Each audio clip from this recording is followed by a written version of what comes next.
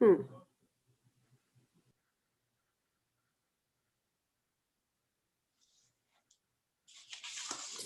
So Holly, will you be able to tell us what's in the chat? Mhm. Okay, thanks. All right. Hello, everyone, and welcome to Happy Joseph's Journey presents Navigating the Journey, a Mother's Perspective. We would just like to welcome you into our event.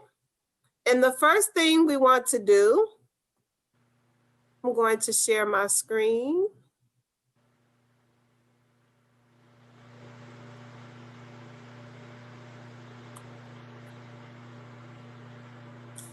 Is everyone able to see the screen? Yes. Okay.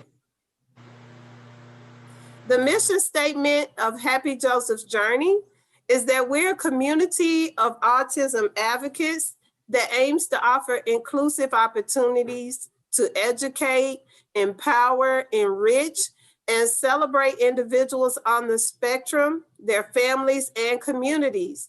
So one of our 4 pillars for our organization is to educate, and that is what we are going to do today with this awesome panel of mothers. First, I would like to start off by introducing our board of directors. I'm Latanya Winfrey. I am your president. Miss Allison Simpson, who is the vice president. Ophelia Childress, which is our secretary. Labrina Winfrey, our treasurer. James Morris, our marketing director. Spencer Rollins, our philanthropy ambassador, and Andre Waller, our special events coordinator. So these are the people that plan and put together events and also share the information and get the information out there to you. So we want to start by introducing our panelists for today. We have Miss Misha Rowland. She is the wife and mother of 2 beautiful children, a son and a daughter. As a 17-year human resources professional, she's understood the importance of people achieving their best self and reaching their full potential.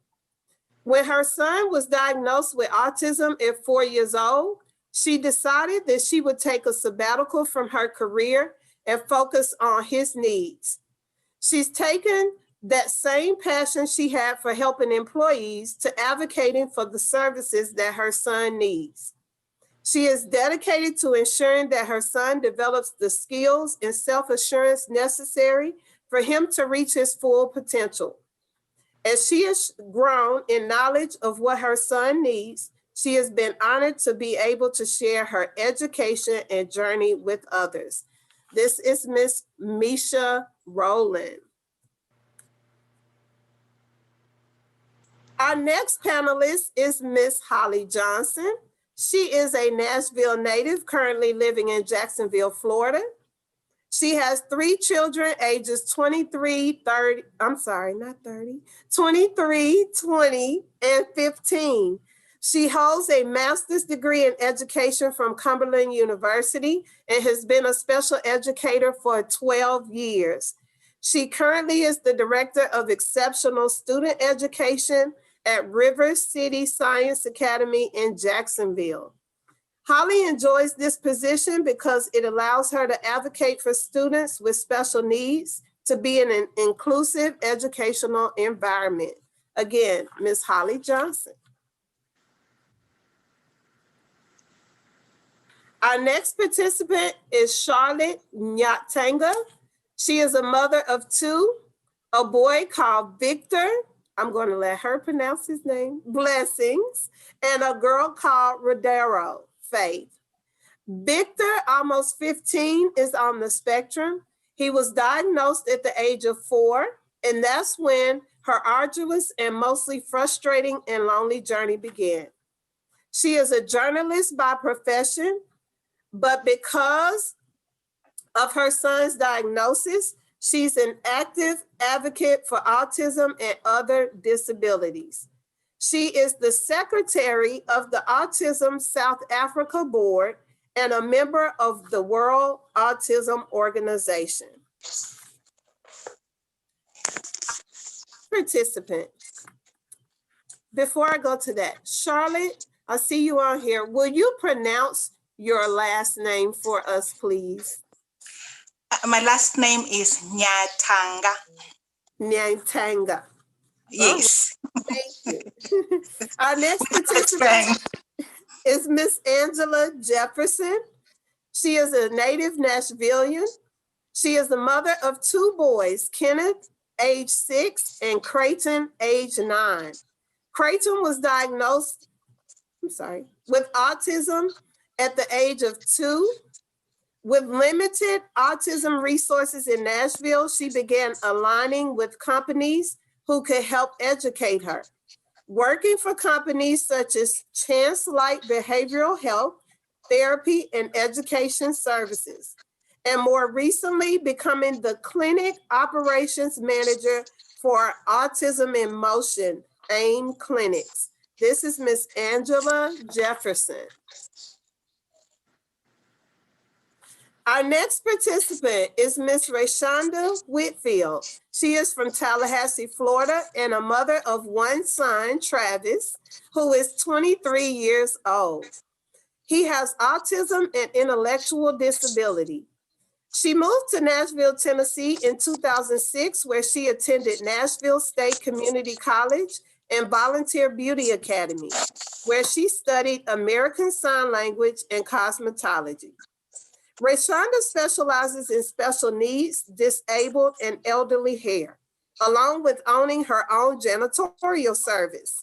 She also has a support group for young families who have children, adolescents, and adults with autism called Travis, Signs of Hope. Trust, research, achievement, vision, I support. Rayshonda has been the keynote speaker at the first Black Miss Tennessee annual autism event, along with other speaking events across Middle Tennessee.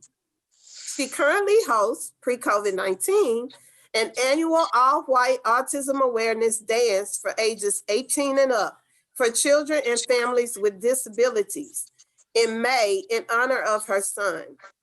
Rayshonda also volunteers part-time with a host of other disabilities nonprofit organizations in Middle Tennessee.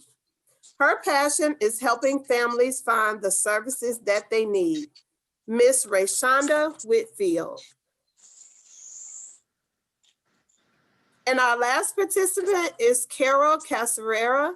She is the mother of a 12-year-old son diagnosed with autism. She is a communications consultant by profession. Carol's aspirations include a postgraduate in alternative and augmentative communication studies to assist individuals with challenges in communicating. Carol Caserera.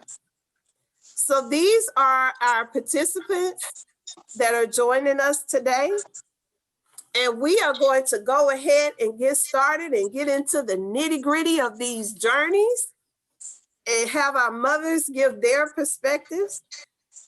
Before we begin, I want to remind our speakers, if you could mute yourself, except when you are speaking.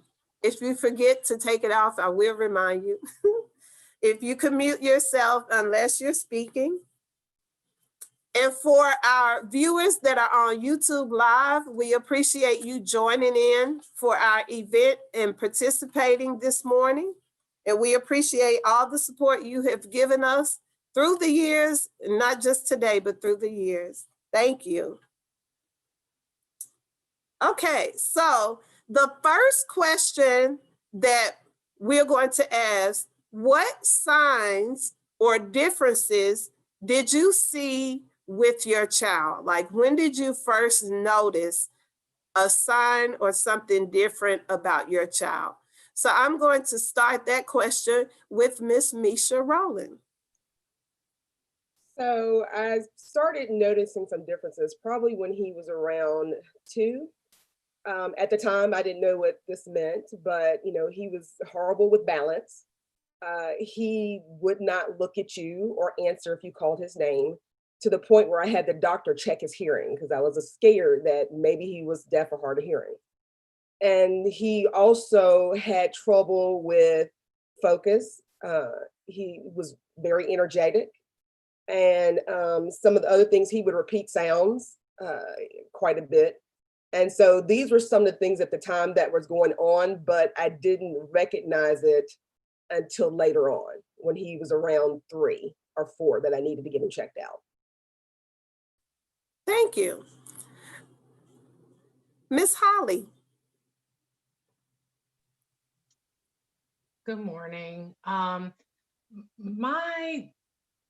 initial observation of my son was a little different because he was a preemie.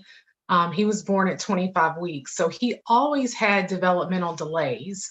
But it wasn't until he went into a developmental preschool when he was 3 years old, after he got his first IEP in the district for being just developmentally delayed, that people at the school started discussing autism. And I wasn't going for it at all. I was like, no, he's just, developmentally delayed. He was a preemie.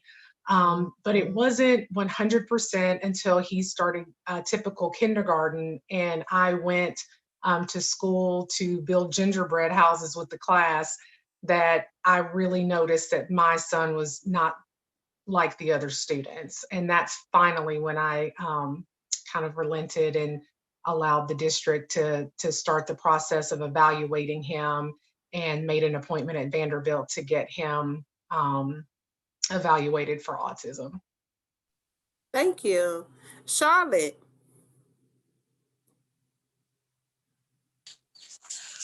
For me, the first sign was that he wasn't babbling like other kids. I have a sister whose son is the same age as my son, and he was beginning to make sounds and to say mom, dad, call other children, say out his name, and my son was doing none of that. And still, I was worried. I thought he had a speech impairment. And when I told people I need to get him checked out, people would just say, no, boys speak late. Yet I had another boy sitting next to me, same age, but was talking. Yet people said, oh, just relax. But I think as a mom, you're the best. I think you're the best person, you're the best judge for the situation. And I still went, I wanted to believe he was fine, but eventually a teacher at creche mentioned that this child doesn't belong here. He has serious problems. And he was telling my father, and he went and shouted at her because he thought she was somehow discriminating against him or was just dissing his favorite grandchild. But I believed her. I went and spoke to her, and she told me what she had observed. Although I didn't want to believe all of it, I thought a part of me wanted me to think she was exaggerating. But I could also notice he didn't like sounds, loud sounds in church. If people made noise, he would scratch me. I had marks all over my neck, all over my face, because he didn't like sounds. And some people said he probably has water in his head or things like that. And I went around, but unfortunately in Africa, autism is not very well known. Even the doctors don't understand it. So it was very hard to get a diagnosis. And I noticed when he was around 1 year old that there was something that was not right. And I told someone, I think he acts like a defective computer that acts sharp in some ways and then acts like there's something wrong the next moment. He eventually got a diagnosis after turning 4. So it was like 3 years of going round and round in circles, practically chasing my own tail, trying to get a diagnosis. And one would say, oh, it's his tongue. It's too big. As he grows, things will even themselves out and he will speak.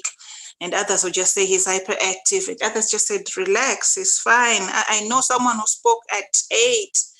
But I think the biggest problem to get a diagnosis is because on the continent, on the African continent, it's it's a lot harder to get a diagnosis. Thank you. I like the comparison where we can see outside of the United States of what's going on in another place that may be different from us. Angela. I was actually very fortunate. My son had an amazing pediatrician who just kind of let me know very early on. So with Creighton, it was those typical doctor's appointments, you know, they have their clipboard out and has your baby's social smile come in? No. Is your child doing this? No. The answer to the majority of those questions for Creighton was no. And it's when, you know, doctors and nurse practitioners kind of give you that glance of these are milestones that your child should be meeting. That's what kind of triggered to me that something wasn't quite right. At 4 months, when Creighton started sitting up, he would sit in his playpen and he would just rock back and forth. I thought it was super cute. He'd rock himself to sleep. He was like this little fat, chunky baby. It's like, you know, he slunched over. And then maybe a month later, like the rocking turned aggressive to where he's kind of launching off of this thing. And I remember asking his doctor about it. I'm like, is this normal? I thought it was cute. He's just rocking himself to sleep. And it was around the 5-month mark that his pediatrician told me, don't be alarmed if you hear the word autism down the road. This is stimming, you know, it's self-stimulating, and it's a very common trait of children with autism. And it was in that second that I just started doing my research. And that's when I noticed he started babbling at the right age, and then he would stop. He would start doing this, and then he would stop, like that regression. And that just kind of prepared me. At the time, his doctor told me we can't test for autism until 18 months. So we're like at the 5-month mark. So I even have to wait and just kind of see, you know, how this is going to play out. But that's when the research started. So by the time he was diagnosed at 2, I was mentally prepared for it. Thank you. Rayshonda.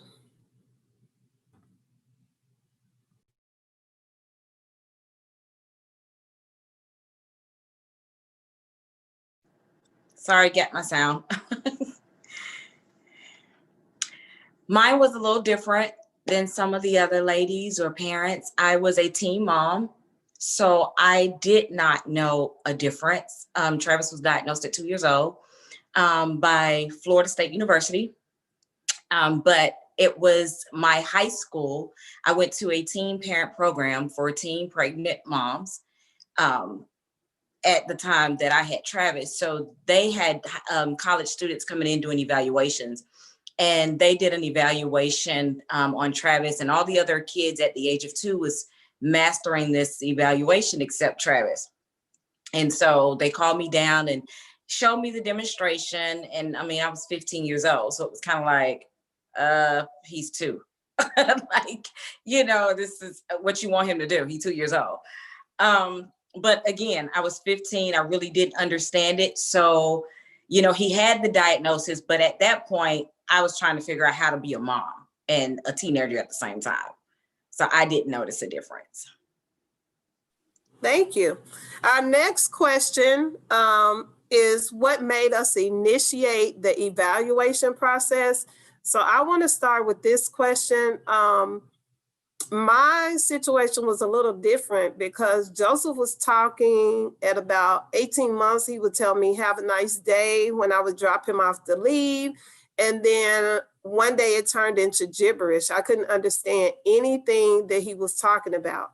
So me working in the school system, that's the only reference that I had because I didn't know any family, any friends at that time that had children with autism. And so I took him into his pediatrician, and normally he was the type that would go in and play with the stethoscope, high five her. And then at this visit, he turned his back to both of us and he spent the entire time tracing the tiles that were on the floor. Like there was no interaction whatsoever. And so after she saw that, she suggested to me that we initiate that evaluation process. So that's kind of how we got started. I'm going to let Holly start on this one. Like, what made you initiate the evaluation process? Again, it was after, the incident in kindergarten where, again, just seeing the social interaction from the other kindergartners and watching my son's lack of interaction just really broke my heart. Again, he'd always been kind of quirky, and that's what we used to always call it. And that started around age 2 to 3, where we did see that same type of regression. Like he didn't really speak a lot. He made a lot of sounds. But when he was with, close friends and family, he was different. But it seemed like in social interactions and when he was around strangers, I noticed more of a difference. But again, at the time, I just blamed it on developmental delay. I contacted the school and I asked them if, what did I need to do? Like, I finally want to consider this thing called autism. And again, they directed me to the Kennedy Center at Vanderbilt and told me to make an appointment there, and I did. And then I just started reading and educating myself. I bought the book, The Out of Sync Child, and read it cover to cover in one day. And I guess I just finally had to accept that this is really describing my kid. I think that maybe this could be autism. And so again, when I started the evaluation process with Vanderbilt, that's kind of when the learning began too. But that's what made me started. Thank you. Angela. So we accidentally started the evaluation process.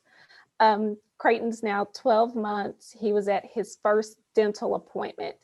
And so his pediatrician and his dentist all were through Meharry Medical Group. So everyone's all in one building. You just kind of walk around the hall to get to wherever you need to be. So his first dentist appointment, he screamed bloody murder. I'm having to hold him down. And I remember this sweet woman just calmly walking across the way into the dental office, and she introduced herself as Dr. Theodore Pinnock, who is the developmental pediatrician at Meharry. And she's like, after your appointment, I would love to meet with you. And I was like, okay. It was embarrassing because I just thought that she just heard this screaming in her office and was going to berate me as a mother, like, what are you doing to this child? And so when I went to speak with her, she just asked me, which doctor he was seeing and what were some of the things that were being said about him. So at this point, he has been labeled as developmentally delayed. So he's just delayed. She assesses him and, she agreed, like there are some delays there. And she introduced me to TEIS, the Tennessee Early Intervention System. And that's kind of what got the ball rolling. And that's when we started early intervention. And we were already preparing for the actual testing and diagnosing at 18 months. And almost as soon as he started TEIS, like, we know this autism diagnosis is coming, right? So let's just go ahead and start preparing for what are your next steps? What are schools? They're educating me on what an IEP is, what a 504 plan is. And that's kind of how all of that started. It all started with a scream in a dental chair. Thank you. Charlotte. For me, I didn't go to get him assessed for autism. I just wanted the speech to be addressed. That's all I thought was. I knew there was something wrong, but I thought all the behavioral issues, the meltdowns were only because of the lack of speech. And I was convinced that once he started speaking, then we would begin to understand each other and the meltdowns would stop. So it was only by chance that I got the bombshell, but I had gone to the doctor saying I need a referral letter to go to a speech therapist. And he said, why do you want to see a speech therapist? And I said, because he's not talking. And he's not a specialist, he's a GP.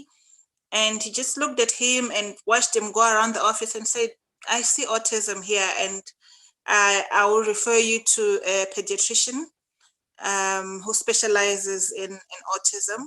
But all I can tell you is I see that he has autism, and unfortunately he will never be able to learn anything. I don't know why he thought he had to tell me all that when he wasn't a specialist. Says he's never going to learn anything. He doesn't even know you. He just hangs around you because you give him food, but he doesn't know you at all. And I was sent back home. I made an appointment with the specialist, and she gave me a date 3 months down the line. So imagine with that kind of cloud hanging over your head, and you sit around at home for 3 months, and it was difficult. He had serious meltdowns. He couldn't go to preschool because he was not talking, and no one wanted a 4-year-old who couldn't talk. Even though they had babies that could not speak, they said, no, he must talk because he's 4, so we can't have him. So it was a very difficult time. And then eventually, when we went to see the specialist, okay, during those 3 months before the appointment, I had a notebook and I was writing down everything because I thought this doctor might be wrong. I need to have all the facts down so that when I see the specialist, then she'll be able to assess him properly from the history that I can give her, which was a good thing to do, because when I got there, I had all these notes and she was very impressed and said, yeah, this will help a lot because he might not present what he presents with at home, but from what you're showing me, he is autistic. And then she referred me to a special school to take him. Thank you. Rayshonda? Yes. So with my situation, like I said, I was a teen mom. So in the high school that I went to, they brought a specialist in because I just was not, for one, focused on he's not doing what the other children are doing. I grew up that we all different. We're going to do things different. That's fine. And so when they brought him in, they brought me down and said, okay, just watch. And so they did several different demonstrations. And I noticed it was something after they had to kind of prove to me he wasn't functioning like he should. And so they, offered me to go to Florida State and just start therapy. And I started there just doing some simple therapies and recognized like, oh, maybe there is something. Still, I didn't know what it was. They said autism, but back in 1997, I mean, that word rarely was heard, if it was ever heard. That was the first time I ever even heard autism. And so then there was still no movements. Everybody around me, especially my elders and everyone, they felt like it was just a label to label our children, especially as African Americans, label our children, always keep them behind. We'll keep them over there and keep them in a group. And my families believed that. And so, it was very hard to get him help because I grew up believing that, other races wanted to hold us back.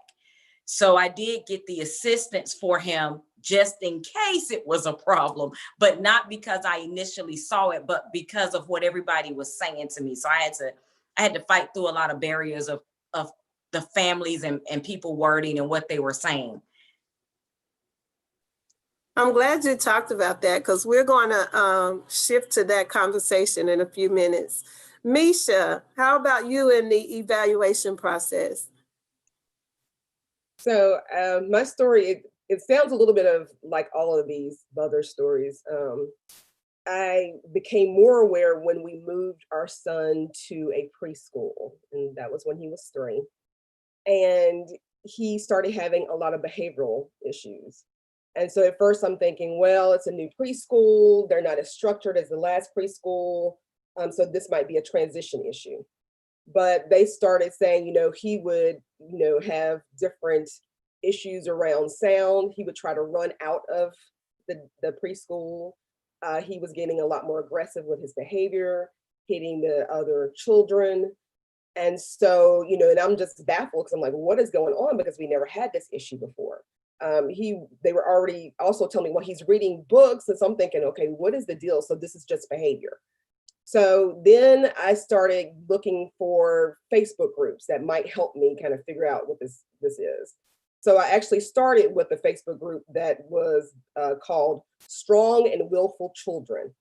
And so when I joined that particular Facebook group, a mother mentioned sensory processing disorder, and she was describing her child. And I was like, my child does a lot of these things. So then I joined another Facebook group that was sensory processing disorder, and the parents of these children. And so as I'm reading different comments and having different mothers talk through their different issues, someone mentioned autism and that they had their child evaluated by a developmental pediatrician. So then I was like, you know what? I think that's the next step. Let me get him evaluated. So I found a developmental pediatrician here in Nashville. Angela already mentioned her, Theodora Pinnock in Meharry. And so I made an appointment with her, and, she was great. She observed my son, asked me questions. And basically at the end of this evaluation, she basically said, I believe your child has autism.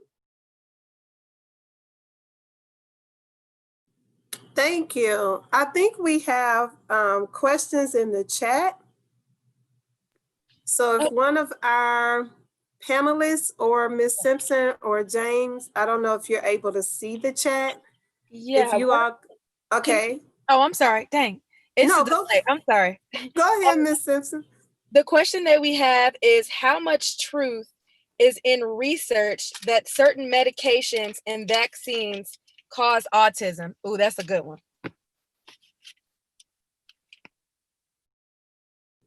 I know my opinion, but does any panelist, would you like to address that question? Yes, Angela. So I'll speak from opinion and just some data studies, because I do actually work in clinics that provide ABA therapies. Opinion, fact-based, there are truly no fact-based studies out there. There's not enough research that has been done to prove that vaccines do indeed cause autism. Statistically, you have more vaccinated children without an autism diagnosis. So there's a lot of myth to that. Again, with certain medications and things of that nature, like you have more children who are on medications and who have been vaccinated than those who are vaccinated and have autism diagnosis. So the numbers there just don't add up. Additionally, I think the second half of that was just online research. We are our own worst doctors when it comes to being Google doctors. I will say when I first started researching autism, it was truly a blanketed list of, does your child have poor eye contact? Does your child line up his or her toys? Does your child not interact socially? My son loves people, is extremely sociable. He makes perfect eye contact when speaking with you. And at 9 years old, he's lined up his toys twice. So if I was to base his diagnosis on what the internet was telling me, he's not autistic. But the developmental delays proved otherwise. He was speech delayed. He echoed, which is just kind of mimicking words and not having full conversations, or mimicking sounds. He suffered from pica. He would like scratch walls and eat the paint chips that would fall off. There were so many other things. So if you are doing online research, my opinion would be, one, don't limit yourself to one website, to one focus group, to one parent group on Facebook. Definitely broaden your horizons, but also introduce yourself and get a group of people who are actually going through this, like this panel right here. We're all mothers and all of our stories are different, yet all of our children have the same diagnosis. Thank you for that, Angela. I appreciate that. Charlotte, you have your hand raised?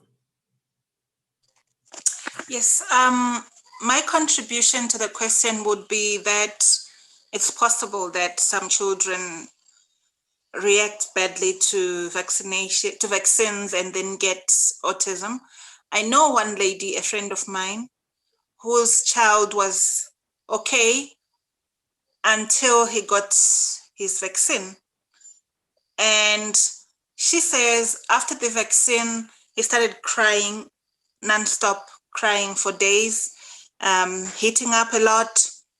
And then immediately after his temperature subsided, he stopped talking, he stopped doing anything, he became different. That was immediately after the vaccine. She can put it down to that. Of course, for mine, I wouldn't say that. I think he was just born with it. But that mom says she's very convinced that it was because of the vaccine. But I wouldn't say people should be, it doesn't mean people should be scared of vaccines. People react adversely to many things. Others react to certain injections that treat people. For instance, now I was just reading that in Norway, now the death toll has risen to 29 of people above 75 who've died after getting the COVID-19 vaccine. But other people haven't reacted that way to the vaccine. So it doesn't mean the vaccine kills, but it killed those people. So there might not be sufficient research, but I wouldn't dismiss it. I wouldn't dismiss that vaccines can cause autism. Vaccines can kill people. They've killed people in Norway, but other people are fine after getting them. I see that point that you're trying to make. And I feel like until we know truly what the cause of autism is, like I still haven't seen that research like this is definitely the cause, because like Angela said, her child displays that diagnosis in a totally different way from what questions are asked. Whereas with my son, he did line up the toys and he did lose eye contact and the speech wasn't there. But then I have other friends where their children are very sociable, maintain the eye contact. So we also know a quote that Ms. Simpson and I heard at the convention is, when you've met one person with autism, you've met one person with autism. Like they do not carry the same exact characteristics in each child. So each child is different from the other. So Miss Misha. Well, I just wanted to piggyback off of what Angela said as far as the research. I think ultimately for me, I think it was important to understand that, you know, you are not the professional to be able to diagnose. You know, you are a concerned parent trying to seek information on how to help your child. And so ultimately, I thought it was important to let's get to someone who can, you know, diagnose my child and has a background in education and a professional that can tell me what's going on. So do not rely just on internet, go to an actual professional. Yes, thank you. Ms. Simpson, do we have another question? I don't see any more. Okay. My chat is on a delay, so I had asked Ophelia if she saw any. Okay. Or if anybody else sees any. Well, we can keep going, and if you have another one, just let me know. I don't see any. Okay, thank you. So the next question, I'm going to try and merge 3 of the questions that we had into one. So it's related to when your child finally received the diagnosis, like what was your initial reaction? What were your emotions and feelings with that? And then how did others respond once you told them about the child's diagnosis if you told them. So for me, it was almost a relief because I knew something major had changed and I just wanted to know what is it. And then once I know what it is, I can make a plan on what I need to do to better assist him. So once we went through the testing and it came back, yes, he has a diagnosis of autism. Okay, now what's my next step? And just like Angela, I reached out to Tennessee Early Intervention Systems, and we started early intervention with his speech as home visits. The therapist would come to the home, and that helped him tremendously as far as us first getting started on the journey. But as far as others and the initial reaction, I think I probably only told my family at first. And it was almost like, I think like Rayshonda, kind of like, they'll grow out of it. Don't worry about it. It's just a phase. Pray about it. It'll be and I like that, but I also want you to notice like he's going to do things a different way. So even though I'm not like the autism, I do want you to know when we come around, he's doing this because of this, and he needs this because of this. So I do want them to be aware. And he's had an awesome support system from the beginning all the way up until now. So they know if, I think as autism mothers, we don't get a lot of adult time. Like usually our children are with us. So they have been very understanding about if you ask me to come somewhere, that's not where he has to be 21 or above. But if you ask me to come somewhere, he's usually in tow with me. That's just how we operate. Like he's with me there. And they've even allowed me an opportunity where they set it up to where I can have adult time by putting plans in place where I can, leave him with a trusted adult, because it's hard for us to trust other people with our children. So giving me that opportunity. So his support system has been great. So I'm going to start with, this time I'll start with Rayshonda. If you could tell us about when you first received the diagnosis and feelings, emotions that you had with that, and then how others reacted once they knew the diagnosis. Sorry, hit the wrong button. I'm still learning this thing. Others definitely, like I said, reacted as, no, we don't even know what that is. We never heard of it. It don't exist. I mean, really, he's just delayed. And just like the other young lady said, he's a boy. Everybody kind of always threw that on. He's a boy. Boys always a little bit behind the girls. And so it for me, it was like, okay, what is autism? They just told me this. I don't even know what to do with it. So the only thing I knew when I first moved to Nashville was, let me find the information. The first thing was, it was Autism Society of Middle Tennessee, but now they're Autism Tennessee. They had a workshop that says, you're newly diagnosed, come in and find out what it is. And so I jumped right in full force, like, teach me, because I don't know what I'm doing. But one thing I was taught by my mom and my dad and everything was that be a mom first. Like whatever he is, whatever he has, just be a mother, whatever that means. Feed him, cook him, clean him, and then everything else will just come.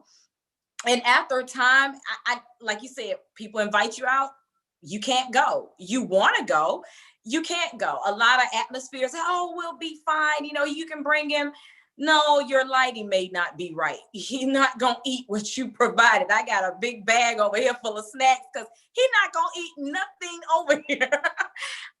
And so it's just accommodating. Sometimes it's so difficult to even take them out to do things because you have to change your whole, you really can't go over there and relax because you're over there trying to still be a mom. So it's easier just to not go. And I know that sounds awful, but we're doing the best benefit for our children. And a lot of people just don't understand you know, because they can't see it. You can't see autism. You know, you would only really have to live it to really understand it. So it made it a big of a difference in the way that I had to live life. But I was 15, so I had no life anyway. So he has been my life. That's all I know. I know nothing else. But yeah, I agree with you. Thank you. And that is, I saw everybody nodding their heads, especially about the food, and like trying to find something that they will eat. Like, that's just a journey in itself. But Charlotte, can you tell us about once he received the diagnosis and then how others reacted to finding out? When he got the diagnosis, I just wanted to die because he was the first person with autism that I knew. I didn't know anyone else. And it sounded like the death sentence because you start asking yourself, in my family, there's no one like this. In my neighborhood, there's no one like this. Why me? And you don't even know where to start. It's not something that you can consult other people over and say, how have you handled this? Because no one else has a child like that. But now that I know, I actually know more people that I see that are just dismissed, or kids that are dismissed as like idiots or get names like that, when they actually have the signs of autism. So I just wanted to die. And I remember I went to a doctor because I was having very negative thoughts. And I said, I can't sleep because my child just got this diagnosis. So I don't know what to do. I wanted to be referred to I don't know what I wanted. I just wanted to talk to someone because my husband had said I was lying when I told him that our child has a problem, and he called me a liar. He said I didn't want him to interact, to socialize. So I was creating this thing to make him stay at home. So the doctor said, so he's been diagnosed with autism. Is it curable? And he was the doctor and he's asking me if it's curable. And I said, no, it can be cured. It's a lifelong thing. And he gave me sleeping tablets. And I was very happy. And I said, I'm going to take all of this and just die. I'll take them with my boy and die together. And I kept thinking about it. And then at the time that I was thinking a lot about it, a friend called me and said, you don't sound good. And he referred me to the South African Anxiety and Depression group and said, just call them, they'll tell you what to do. And they referred me to Autism South Africa, the mother body for individuals with parents whose children have autism. And from there, I wasn't positive, but it just allowed me to hang on and not be so negative. And I was referred to a support group. So I started realizing I wasn't by myself. I told my family, and my father wept a lot. Like, he was in a different country and he would just call on the phone and cry a lot. And he would say, I think I'm just going to die of hypertension. So that made it worse because I felt like I had failed my whole family to be the one that brings a child like that into the world. And when I told them that the doctor has said it's autism, and said, so she basically said he's mad. That was their understanding of it. So and everyone just said, well, in Africa, there's no autism. There isn't even a word in our language for autism. So everyone just said, that's what white people will tell you. They'll say it's autism, but it's actually your ancestors that are angry with you, manifesting through your child's behavior, or he's possessed by demons, or this and that, but it's nothing, but it's not autism. We are Black people, we don't have things like that. You need to get him to a prophet or someone, a religious person that can pray for him, or to a traditional healer. It's the ancestors. So you're trying to process, and you're being encouraged to accept your child's diagnosis. You get home, you get to your community, and everyone is saying, don't accept that diagnosis. That's not it. They're lying to you. So in the end, I just withdrew from society and stayed in my corner with my child and started processing that, okay, he's autistic. What do I need to do? Then Thank started you. going for speech therapy, occupational therapy, and reading on it, just trying to accept that this is what is there. Even now, people still say it, but now they'll be hitting a brick wall because I'm a lot stronger and I can handle it. I have something to say to people who tell me, don't believe it. But at that time, I didn't know whether I was coming or going. And I'm thankful that you give that viewpoint, because I think the negative thing I was doing at the beginning was comparing him to other kids. And now that I know better, I'm like, oh, he'll have plenty of time for that. Standardized tests will compare him to some other kid all the time.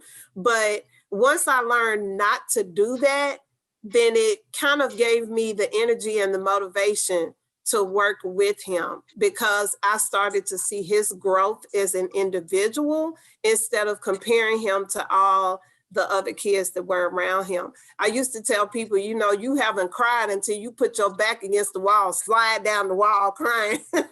So it moved me from that until, okay, Tanya, get yourself together. Because he's the one going through this personally. So come on now, get yourself together and guide him in the way that he needs to go. So I'm going to move this question over to Holly.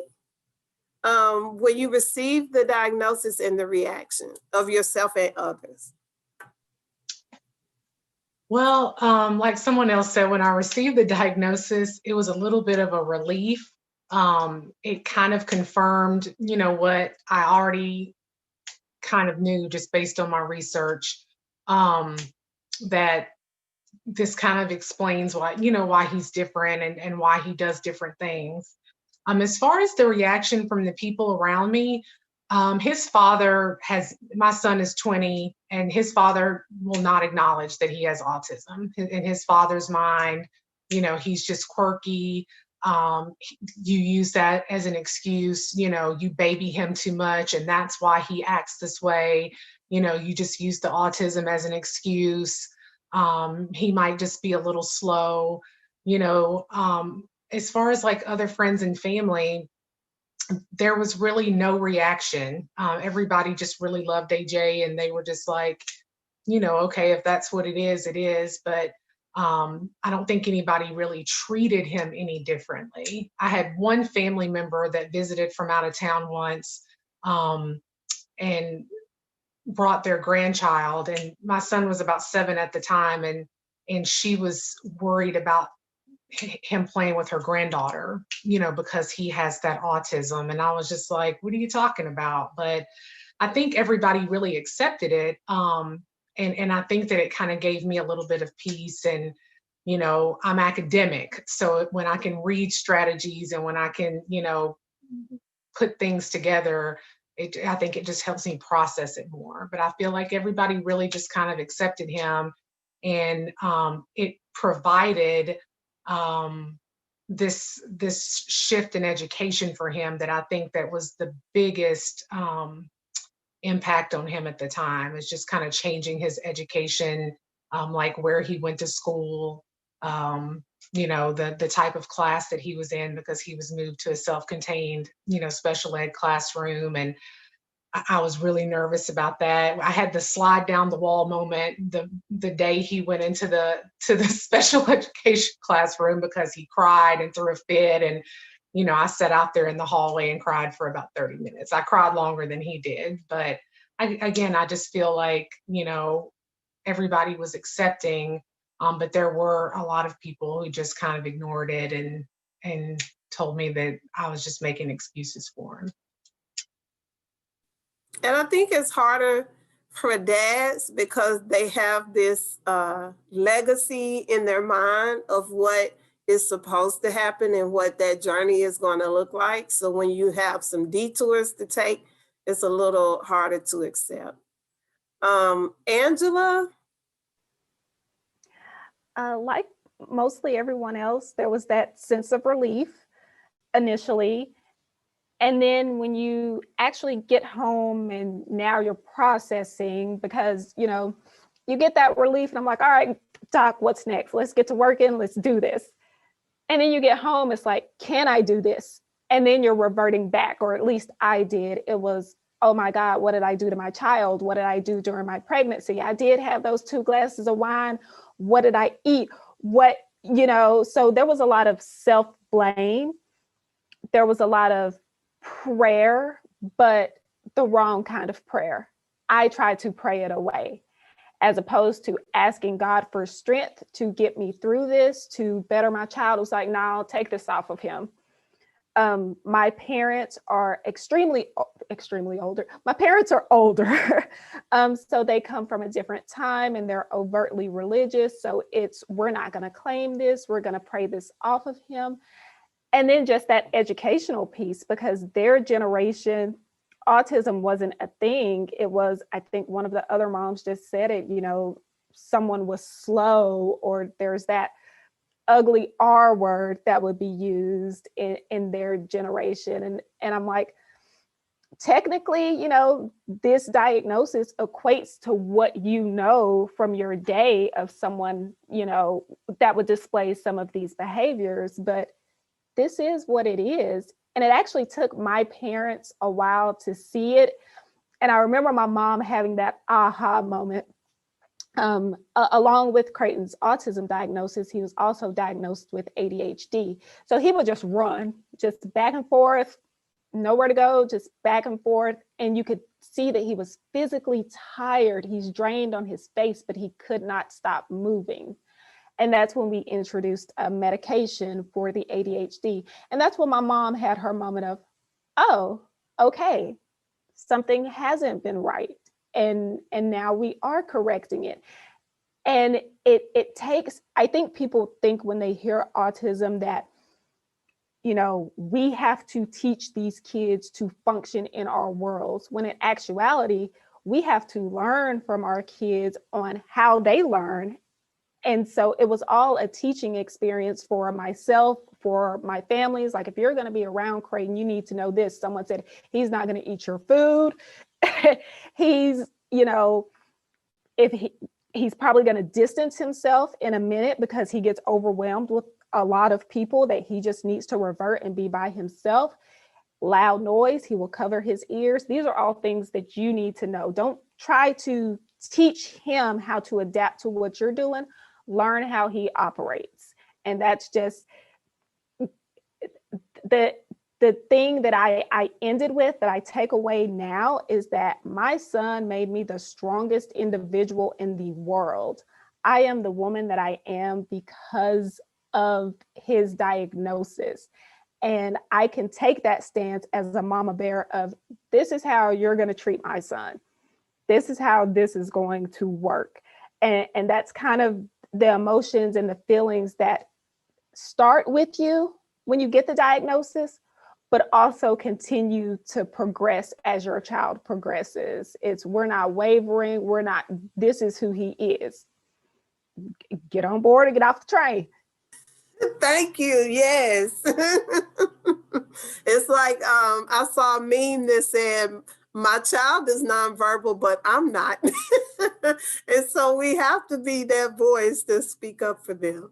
I'm going to my screen keeps moving, so I'm hoping I'm not missing people, but I'm going to get Misha.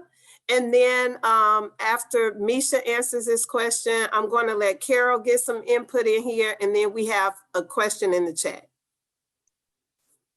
So pretty similar to everyone else, when I first got the diagnosis, there was a moment of confusion, just simply because I think I had this vision in my head of what autism was supposed to be. And my son just didn't check the boxes for me, all of the boxes, so I was kind of like, are you sure?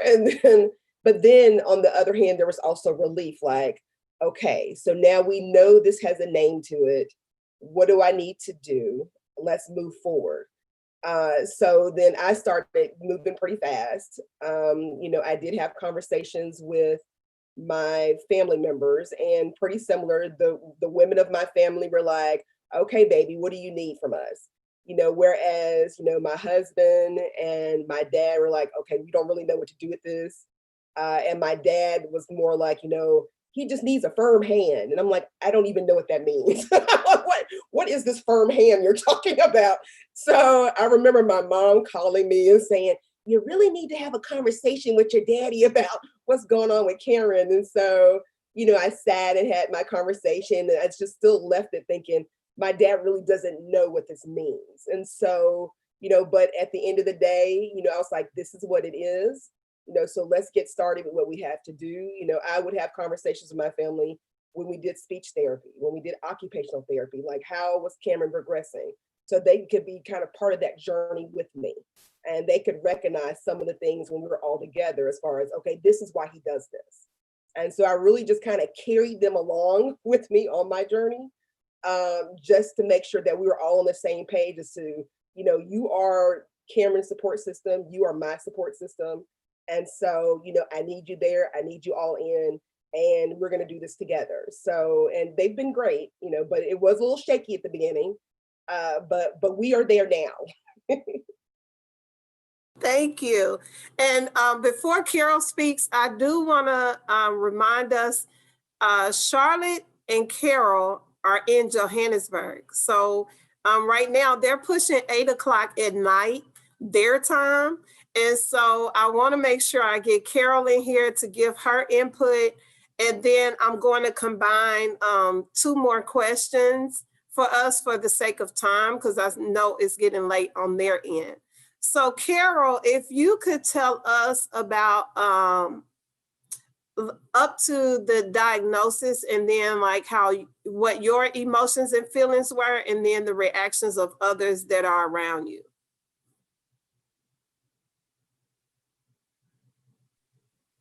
Hello, everyone. I hope you can hear me. I don't have much light. We something happened here in Johannesburg. Yes, we can hear you. Oh, okay. So what actually happened, I would say when he was about a year old, my mother is the one who said to me, there is something not right with this child, because he's not really babbling, he's not saying any words.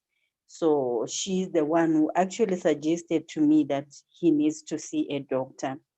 So then I went to the doctors, and then they actually started the process. They did not diagnose him right at that time. So between 1 year and 3.5 years, that's when he was diagnosed. There was a lot of tests going on in between. So that is when the emotional roller coaster actually started prior to the diagnosis. So then when he was actually finally diagnosed with autism, I remember that day, I just left and I went straight to bed. I just went to sleep. I spent the whole day in bed. I was crying, because before then I now knew what autism was, because one of the speech therapists had told me already that she was a bit worried that the worst would be an autism diagnosis. So I was preparing myself for that, but when it came, I could not deal with it. So on the day that he was diagnosed, that is what happened. So after that, now I had a lot of work to try and convince his father, because I had already separated with his father. So actually a single mom. Now, when I tried to explain all those things to him, he told me that there was nothing like that in his family. So it was my problem.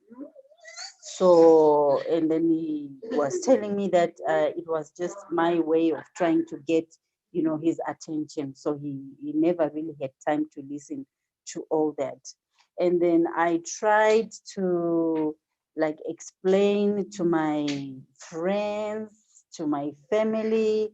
It was a bit difficult for them to understand, because it was something new in my family. And it was also something that I had to try and really get used to. I would read a lot. I heard Charlotte was talking about vaccinations. I tried to look back and think that probably it was the medication, because he had a lot of ear, nose, and throat issues prior to the diagnosis. I thought maybe it was because of the antibiotic. He took a lot of antibiotic during that time until he had an operation for tonsils. So I asked myself so many things. I couldn't really understand. At one point, I felt guilty. I was really guilty, and I thought maybe one day he fell off, the bed when I took him to the pediatrician. So I thought maybe when he fell, something happened to his brain. I had a lot of questions. I was, feeling guilty about some of these errors, some of these things that I did not do right. So it was a whole lot of things happening in my mind. Then I was told to join a support group. So when I joined the support group, that's when I met other parents. And when we started to talk about it, that eased my mind. That's when I began to see that, what, I was not the only one going through the same emotions. So I can say the support group is the one that really, helped me to accept the diagnosis. And then I went to it was like it was another department of the school where they would also help me, where they would have his sessions and my sessions as a parent, where they would train me how to look after him apart from the school. So that's when, I began to gain more confidence, even when I go out in public, and then people would not understand the behavior. Sometimes I would apologize until I learned that I really don't have to apologize for my child's condition. So I can say it was the support group and the school. They actually helped me to accept the condition and to deal with it. Well, apart from the church, faith issues, were is another issue where they would have to say, you don't really have to accept it. We don't believe that sickness comes from God and all that. But I had a reality at hand. And then so I would get into a situation where I would not understand how religious people really think, and they would also not really understand the situation that I had at hand. So there was quite some kind of conflict on the church side, but then I had to teach myself to balance between the Bible and the reality that I'm living. So, but well, right now I'm much stronger. I know what to say, I know what to do, and I know who to avoid and who to go to. So that's basically my journey. Thank you. Thank you, Carol. And I appreciate you saying you know who to avoid and who to go to, because sometimes we do have to separate ourselves from the people that can't see the positive side of it and can't see that they are going to make the milestones. If you believe that they are only stuck with where they are now, then you can't help my child advance to the next stage. And I think it's also important that we surround ourselves with a support system and start to just to come together with people that are also on the same journey as we are. So thank you for that. Thank you. Allison, you said we have more questions in the chat. Yes, ma'am. So we have a question from Veronica Young. She is really blowing up with the questions. I love it. Her question is, I have seen various videos of autistic children with amazing gifts. Have you all seen any gifts in your children? I'll go first. Mine are, I've seen two that really stand out to me. Joseph loves DVDs. Anybody that knows him knows he has probably 1,000 and something DVDs. He keeps them in the case. It's rare. He'll take one out at a time to watch it. And when he is not organized and me and his dad try and help him, you know, as a parent, you're just like, hey, get these on the shelf, put them in, get it off the floor, put it up, do something. And we thought he was organizing by title. That's the way we're trying to just throw them in the bin. And then we realized he would take them out, put them back in another way. And then finally, he let us know he was organizing it by the production studio where the movie was made. So I thought that just blew my mind, like, well, okay then. And then I don't know if it's considered a gift, but he really tunes into people's emotions. So he knows if you're happy, he knows if you're sad. The night my dad passed, which is 2 years from today, didn't realize I put this on that date, but he woke us up and said, Papa's gone. And I didn't get the phone call until after he said that. So I don't know, like, it just amazes me. Like, if you just sit back and watch them, they will show you some amazing things. And that's just two of the things that stand out to me about him. Anyone else? Rayshonda. I'm glad you said that about him telling you your father passed, because before the tornadoes, before the pandemic, my son was really adamant about going. He's always told us days before, it's gonna rain, it's gonna rain, it's gonna rain. And we're like, Travis, it's sunny, it's hot. And the next thing you know, out of nowhere, it just pours down rain. And so before all of the tornadoes happened, he said, I want to go to grandma's house. I got to get out of here. So we was like, okay, Travis, you're going in about 3 weeks. It'll be okay. He got really angry one day. Shauna, I got to get out of here. I got to get out of here. And we were like, wait a minute, this is different. He's like, he was gun-ho, like, we got to go. He was almost like, I got to build Noah's Ark because it's finna rain. And so we said, okay. So, you know, my parents was like, well, we're going to come on and get him because he's never really went into it. And sure enough, we live in Lebanon. Then my parents came and the tornadoes hit and tore Lebanon all the way up. The hotel where my family and my son stayed, one side of it was gone. It skipped my son. It skipped my family. Got out. I couldn't even get to them that day. So it was like mind blowing that he was like, so when he got up and they got in the hotel. So I finally got to him. My dad said, we got to get out of here. My son said, we got to go. It's about to get bad. So we were thinking it was just the tornadoes. And he kept saying, no, it's going to get bad. And then this pandemic hit. And I was like, my God, what are you telling him? And so I told everybody, listen, if he tell me the world ending, I'm riding. Because I know it's going to come down, because he has not led me wrong. If he says something's coming, something's coming. And I just believe that they are so in tune with the Spirit of God that it's a place we can't get to, because our minds are so focused on so many things.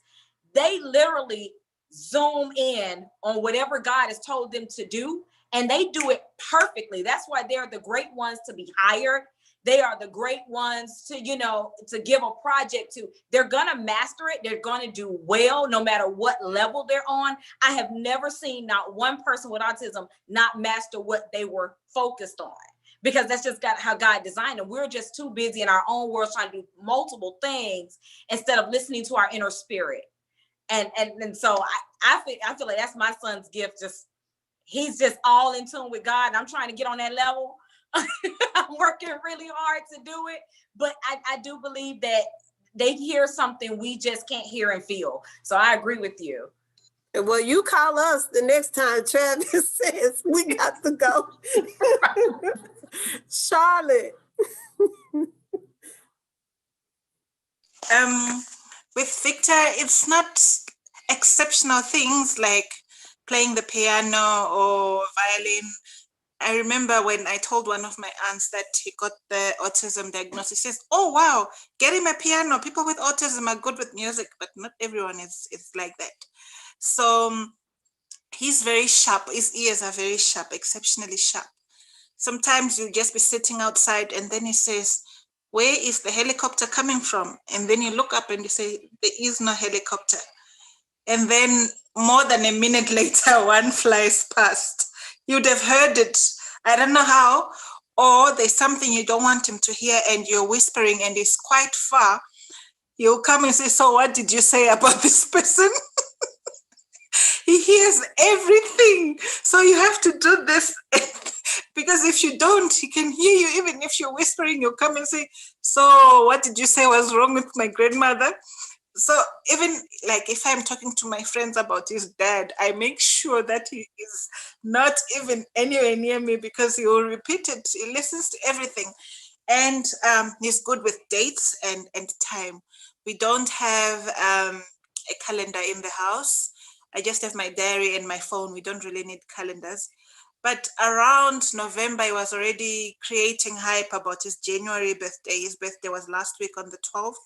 He was already talking about his birthday. This is what I will do. I'll go to Spur. He had already lined his clothes that this is the shirt I'll wear on my birthday. It will be on a Tuesday. Are you working on a Tuesday? And then you say, how do you know it's on a Tuesday? He says, yes, it's on a Tuesday. And then you have to run to your phone to check the calendar and you say, yeah, it's on a Tuesday. And there are programs that I watch on TV and he knows what time I have to watch them. One comes at 7:30, one comes at 9. So he'll be watching his things. And then at exactly 7:30, he'll switch. Without checking the time, he'll just know that it's time for mom to watch and he'll just switch and then he'll watch. So it's just one of those, some strange things that you don't know where they're coming from.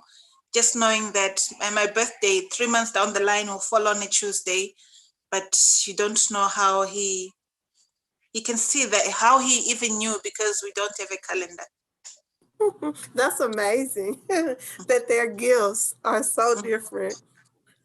Anyone else? Angela. My son is a math whiz, which is ridiculous to me. It's very hard now that he's in the 4th grade trying to help with math. And I have my pen and my paper and I'm ready to carry the one. And he's like, no, mom, it's this. I'm like, what did you? Like, it's just in his head. He's such a math whiz and he's so quick. But the deeper gifts, to piggyback on Rashonda, so Creighton has always been interested in public figures, preachers, politicians. These were the things that when he was originally diagnosed with his ADHD and would run back and forth, he would stop to watch someone give a speech on TV. And being speech delayed, you would think that speaking wouldn't come as naturally to him. He loves giving speeches. He loves standing in front of people and talk. And he's an eloquent speaker to have been speech delayed. He's 9 now, and he's actually running for his 4th grade student council. He's running for president. So even in the church, when they have things, I'm like, please bring all of the speaking things to Creighton, because especially knowing that he was speech delayed, knowing that there were certain things that I thought that I would never hear, now I just want him to talk all the time. So he really has the gift of speech and is not afraid to use it. And I love that about him. Thank you. And I'm glad you said that because my sister, she's on the YouTube side of this. Her and I remember my friend Keisha saying, Tanya, don't worry about it. He's going to talk and you're going to have to tell him, be quiet because he's talking too much. And then my sister on the other end is like, when we first started going through, she's like, when he starts talking, I'm never telling him to be quiet because that's what you're waiting to hear them make that conversation and say those words. So I thank you for that input. I'm going to, for the sake of time, because I know the sun has gone down where they are.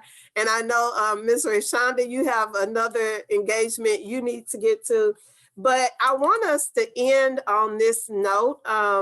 If each of you, and I'm going to give you some think time, if each of you could tell us one thing that others could take away from this. Like if you could tell anyone in the world about autism or just your experience, what would it be? And so I would say, stop looking at what they can't do and look at what they can do. So that's my one thing to take away. Misha? So I would probably say that it's not so important to try to make them fit into this box, but more important to kind of meet them where they are and just kind of look at the gifts that they have, similar to what you said. Thank you. Angela? Mine would be similar to what you said as well. I'm glad that society no longer calls it special needs, and now it's exceptional needs, because these kids are exceptional. Like, meet them where they are, like Misha said, and really foster their gifts. If nothing else, forget what the schools are telling you, foster who they are as individuals and pour into them. Thank you. Rayshonda? Mine would be, because me and my son, we have a lot of fun. He's a clown, I'm a clown. I say enjoy the process. Have fun with it. They quirkiness can be your quirkiness. It's okay. I tell my son all the time, we don't care what we look like. We okay, we happy over here. We're good. So, I often have to be a kid. He swing, I'm swinging, Just enjoy the process. That's what I say. Enjoy it, have fun. Thank you. And that's something we sometimes forget to do in the midst of it. So thank you. Holly? I think I'm a mom of a autistic boy, but I'm also a special education teacher. And so I've had the pleasure of, not only seeing the perspective of my own child, but working with countless other children who have autism. And my biggest piece of advice to other parents is, remember that one day you're not going to be here with your child. And I think that from the beginning, I always worried about what was going to happen to my son if I was not there to advocate for him. Mm-hmm. Just, hearing everybody on the panel, we're all mama bears. Like, we are our child's biggest advocate. We'll do what we have to do to advocate for our child and make sure that they have the best outcome. But I think sometimes when they're little, it's hard to look past that time for them. And I know that Rayshonda, she has an older child too, so she might can piggyback on this. But in my mind, I always wanted to make sure that he had enough skills, enough life skills, so that one day when I'm not here, that he'll be okay. Or even if, I tell parents who have, children who are profoundly autistic, make sure that you have a plan for him, so that if something happens to you, that they'll be okay. And so that could be, a full range of things, depending on, like you said, if one child with autism, one child with autism, but just look toward the future and make sure that when you're not around, whether your child is 30, 40, 50 years old, just make sure that they're okay, and give them as many functional life skills as you can. Thank you. And that's one topic that we will be dealing with later on in our virtual series, just related to like financial planning and transitioning. So what happens once your child is like over the age of 18, or just like you, I often think about, if I'm not here, what's the plan? So we do want to tackle that topic later on in our series. And Charlotte, what would be your advice to people in the world? I think my advice would be, don't write your child off, because the world is already doing that. A lot of people in the world are already writing your child off because it's autistic. I've noticed that when I go out, usually I have to tell people, because sometimes he can start laughing his head off, or someone will talk to him and he will just glare at them and laugh. So I prepare people for things like that, because I move around with him. I choose not to hide him at home or deprive him of socializing. So I move around with him, but I prepare people that he's autistic. And then people start treating him like he has no brain. They'll come to him, I'll be talking to him. I talk to him like normally. I just know that I have to choose my words carefully and not use big words and talk fast. But I address him like a normal human being. And then people come and say, do you want an apple? And then you think, why are they doing that? He's only autistic. I didn't say he didn't have a brain. So things like that will make you realize people have already written him off. They don't think he should be spoken to nicely, or he should be spoken to like a boy, a human being, a teenager. But so as a parent, don't be a person who wallows in despair to a point where you're also writing him off. Like someone just said now, that think of the future, teach him what you can, teach them to wash their underwear, to do the dishes. They might not do it right, but let them see that they're being accepted. They have a place, they have a safe haven where they are treated like human beings. Because out there, people will be abusive, people will say bad things, people will call them names, but they will know that at home, mom will treat me like a human being. Mom is my friend. Mom will let me do these things. Mom will teach me to do stuff. And also celebrate the little victories. Won't be like parents that will have their children like coming home with good grades or being the rugby superstar. We have our own little victories that we pop the champagne for, and everyone is wondering what's there to celebrate. But we will celebrate. Like for instance, I realized he plays with his phone a lot, and he was recording himself. Usually when you ask him to speak on the phone with someone, you just say, hello, how are you? Bye, and he runs away. But he was on his phone and he was recording himself. He said, hello, Darren. That's my sister's child, the one who's same age as him. He says, hello, Darren. How are you? Are you in Mandara? That's where he stays. And what are you doing? Do you play on your bike? Are you now in high school? Just recording on his phone, not planning to send it, just recording. So when I saw the recording, I was so amazed that he made like a real conversation, although he didn't have someone to speak to, but he recorded it. And I sent it to about 6 people, and they're saying, why are you sending this? But I was so excited that he spoke, he had a conversation. I said, yeah, that's what people do, but no, well, people just have to understand that the things that I celebrate might not be what they see as exceptional or worth celebrating, but as a parent, just celebrate, go have dinner because he made conversation, you know?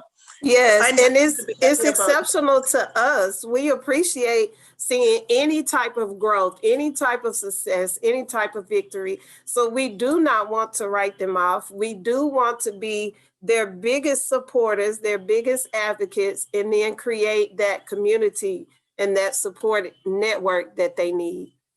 And so I thank you all for being on this panel today. Before we go, I will ask that you like, share, subscribe to our YouTube channel. I will post this video, so it will be the first video on our YouTube channel. So if you have friends, loved ones, your support system, you'll be able to share that video with them. So I thank everyone. Ms. Simpson, I know we did not get to all the questions today, but if I can, you will either be able to find the questions. Let's go ahead and do this, James. We have a Facebook page, and we have a Facebook group. So what I will do is start inviting and posting the questions to our Facebook group to get that started. So Ms. Simpson or Labrina, James, Ophelia, whoever's on there, Spencer, Andre Waller, if you could screenshot the questions from the YouTube, and then we'll post those on our group, and you can look on our Facebook group and find those questions and answers on there. And we'll have, when the panel can go in and check or add to it, you're welcome to do so. So I thank everyone for coming out today, everyone that stood by us and supported us. I do want to leave you with our information. So this is where you can subscribe to our YouTube channel. I'm sorry. Our Facebook, we're Happy Joseph's Journey. Instagram at Joseph's Journey. Our Twitter page is Happy Joseph's Joe and the number 1. And our website is josephshappy.com. So that is where you can find any information related to our organization. For the ladies, I appreciate you, Miss Misha, Rayshonda, Holly, Charlotte, Angela, and Carol. Thank you so much for sharing your perspectives today and being on this call. Rayshonda, I know you got to run and you got to go. So we are going to go ahead and dismiss. Thank you to all of the board members for making this happen today. I appreciate you, and thank you for our supporters for joining in with us. We thank you, and you all have a great day and enjoy your day. Thank you.